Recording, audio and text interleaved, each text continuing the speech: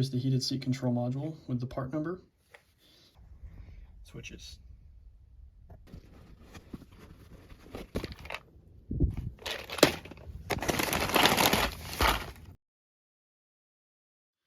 Here is the heated seat control module with the part number. And these are the pins we'll be working off of. So we see that this matches with this. Okay.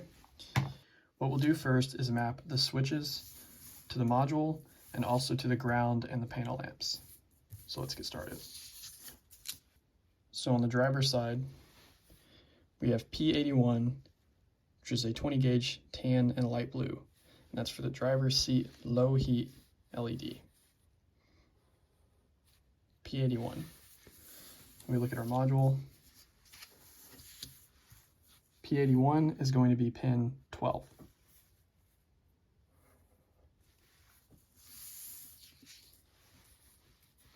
Now we have P301 on pin 2 for the heated seat switch illumination. So that's going to be our panel lamps.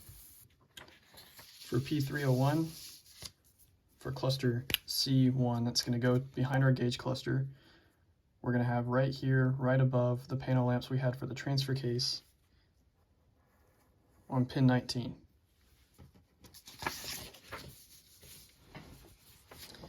While we're at it, pin 301, P301, if we go back down here to our passenger switch, we see that P301 is also on the same circuit, and these two are actually spliced together. So let me mark that real quick.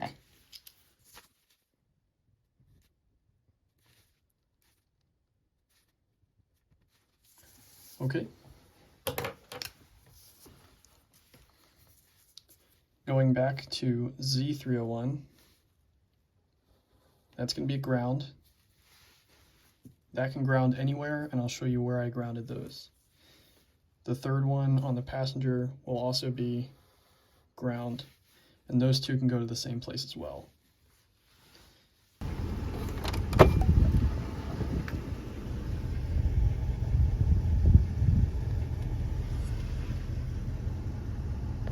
Back up here, we see our heated seat switch supply, P85.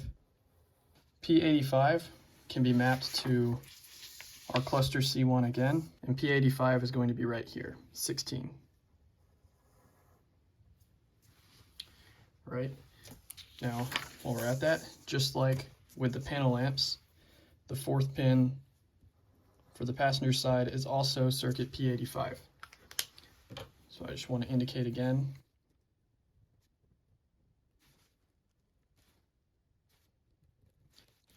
4 and 4 are going to be spliced, and 2 and 2 are going to be spliced. So now if we jump back over here, we're going to go to 5, that's P83. Driver seat high heat LED. And on our 14-way, we're going to find P83 right here at the bottom.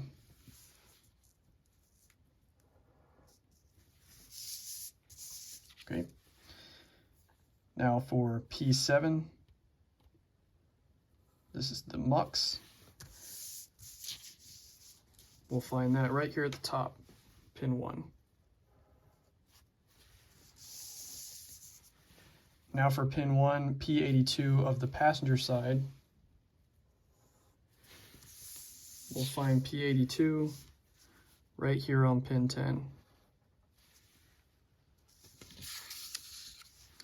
P84, pin 5, find right here on pin 11.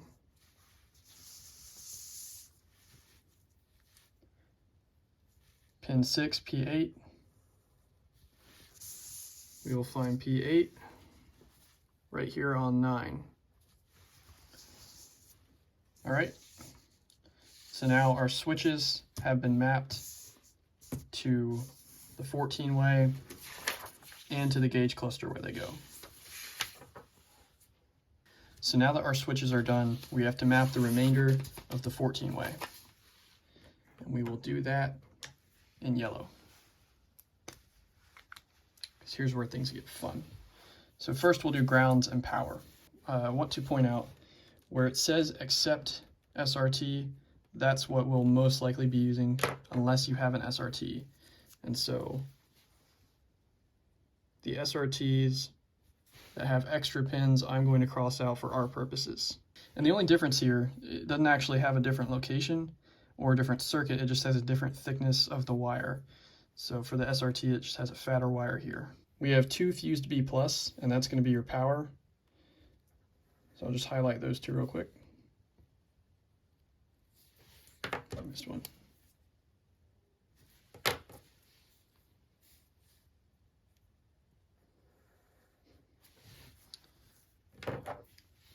These 2 are going to be spliced, and then you can run them to the fuse box and use a little fuse tapper like this.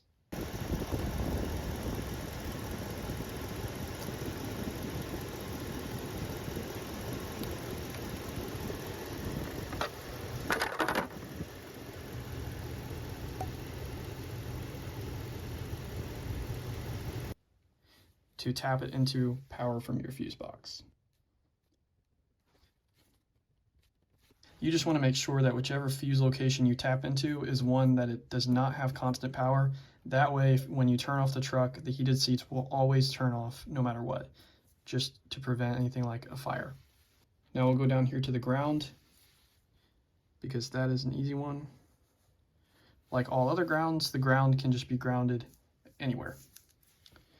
Okay, so now the only pins that we have left are 2, 3, 5, 7, and 8.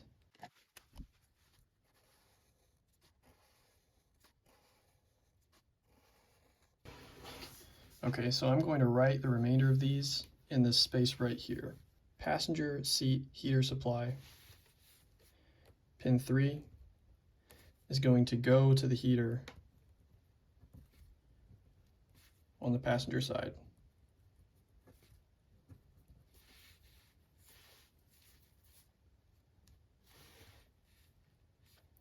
Pin 5 is going to go to the heater on the driver's side.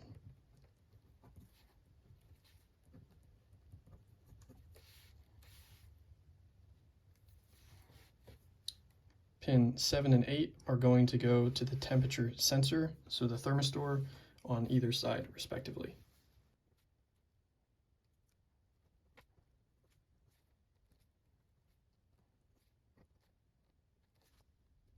All right, so as we lay these out, we can find the plug ends for the heating element.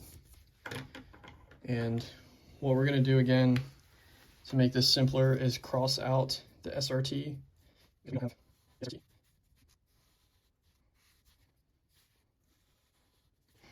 Okay, it's a little easier to deal with because now we just have 1, 2, 3, and 4, and 1, 2, 3, and 4. What we'll see here that I'm going to highlight in orange is that on both the passenger and driver side, we have P89 right here, which is the temperature sensor supply.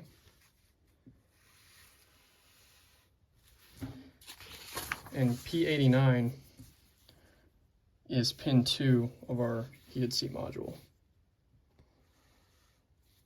And so what that is coming off of here, that wire tail is going to split into 2, and one of them is going to go to either one of these plugs. So now in purple, we're going to do the driver's seat heater supply and the driver's seat temperature sensor signal. So for P187, we come over here to this switch. We see P187, pin 1. Back over here, driver's seat temperature sensor signal, P53. And then we have our P53 right here. We'll come back to that ground in a minute. Now we do the exact same thing for the passenger. So we have P188 on pin 3 and P54 on pin 7.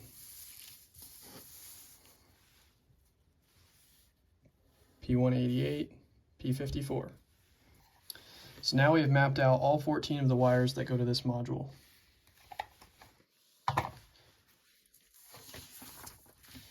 The only thing left that I have a question on are these grounds right here, Z939. Let me check. So then for Z939 on pin 2 of each of these, they just get grounded somewhere.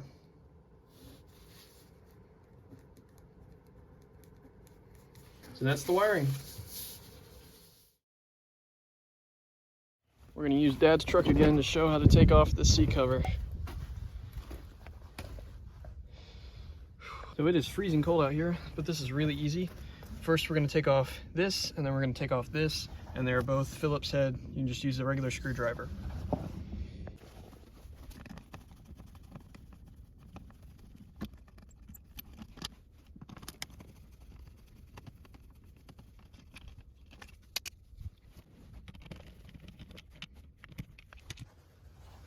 All right, next up, under here, there's a flap, and a flap right here that hook underneath. So you just have to push the plastic piece off, just like that. These side ones are really easy. You can almost do it one-handed. Now that that's free, we can pull around this switch. That way our seat stops moving. Okay. Now on the other side, there's another one just like this, and then there's going to be one on the front, and then 2 on the back. So go ahead and get those. Let's see. See, there's this one right here.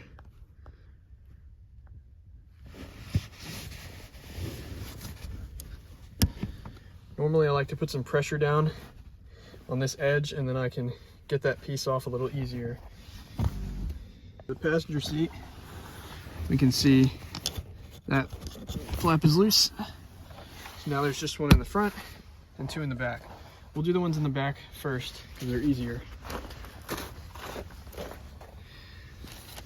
Now under here, we'll reach under and see that one's really easy. Then you'll just have to undo this clip, which will normally slide right off. And that kind of acts as a belt that pulls the front around. Behind these 2 flaps, there's also going to be 2 smaller ones, like that one. One on the other side. This one right here. This one is going to be the hardest one, if not the front. Snickers wrapped right under here. All right, right there is the heated seat control module, tucked up under there. It's got 2 screws holding it into a little piece of metal right up there. All right, I marred the edge of it a bit, but I did finally get it off. It gets really stuck under there. Now that the back's been taken off, go ahead and loosen it up and kind of slide it forward.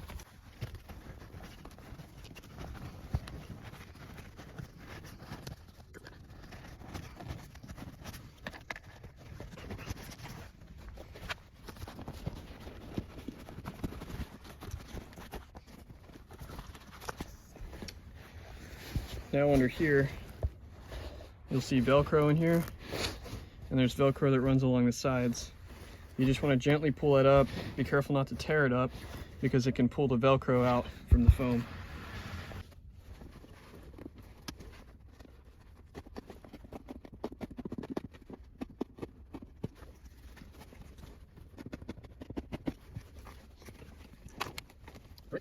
Now if you go to replace the seat cushion, all you have to do to get this off is just get that front clip off.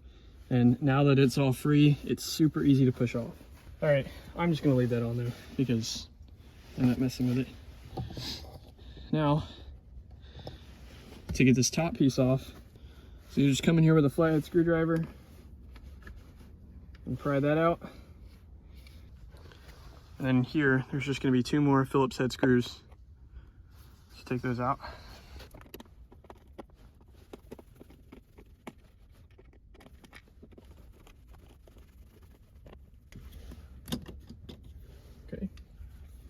So what you have to do is you have to get underneath the middle of this seam, and there are these two pieces that lock together like that, and you just have to separate them. Start on the edge, work your way over, and then the whole thing's free. What you're gonna wanna do is come under here, under the corner, and pull this down, and then get up under here.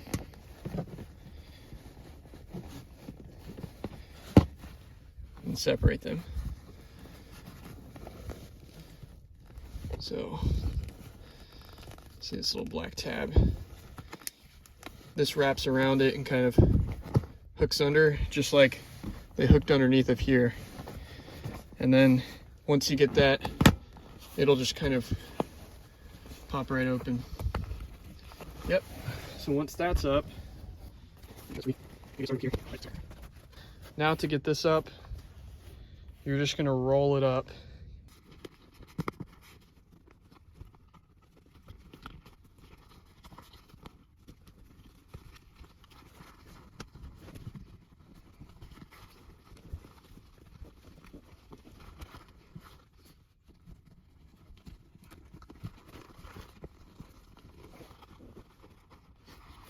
Along here, we're gonna have the same Velcro we have here.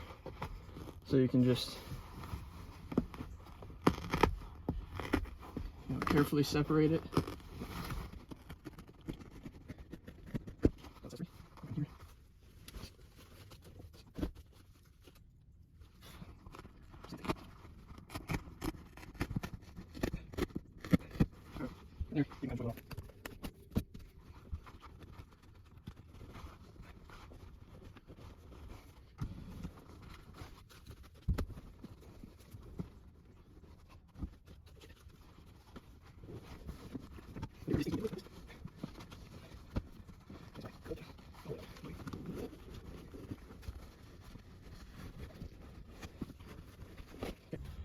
So that reveals both of the heater elements. This one goes up to here. Now on O2 or O3, they're also going to have the heater come out to here. Instead of having this back Velcro, there is no back Velcro, and the heater just goes out here as well around these Velcros and also up here on the sides. So there we have it. Inside the heater element, there's your thermistor and the wiring going to it. You see we have 4 wires because we have 2 wires going to the thermistor and 2 wires going to the heating element. So the way the wiring is put together, the heating elements for these two are connected. A little tiny green plug right here. So you can see how this is kind of wired in, going down to the port for the heated seats. The hardest part about this whole job is going to be finding these stock heater pads, because they don't make them. I don't believe there are any aftermarket options for this exact thing. So it may be that you have to order aftermarket pads, but as long as you find the proper thermistor, all the wiring can be done exactly the same. You can still install the stock switches.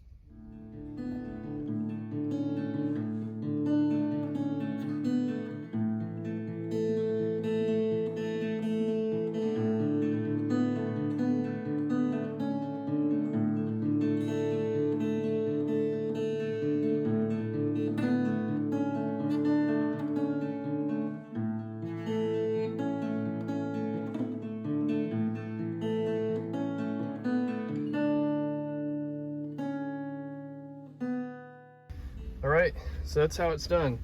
As you can see, all I needed was a screwdriver and everything went back together just like it came out.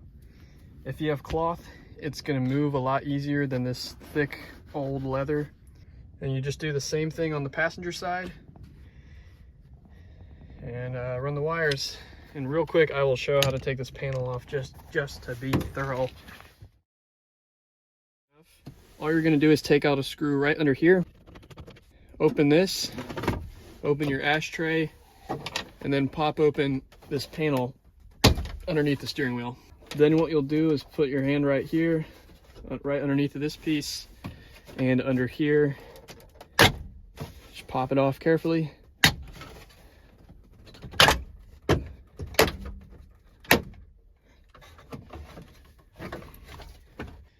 And then in here, we just have the red and blue plugs going to our heated seats. To get to the gauge cluster, you'll have to pop out this headlight panel. And then there's going to be a screw here, here, one behind there, and one behind there. At that point, you can take the gauge cluster and kind of bend it down and unplug. It's really difficult to get your hand back there to unplug them, but work your way back there and unplug those pins if you wanted to wire the panel lamps into there. Otherwise, you may be able to tap into one of these other wires to light your panel lamps.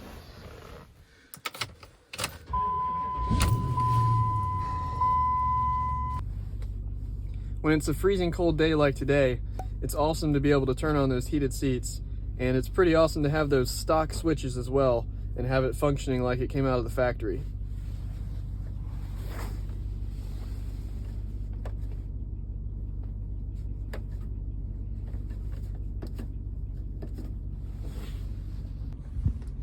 If you liked this video and it helped you do this install, let me know in the comments. I appreciate the feedback on it.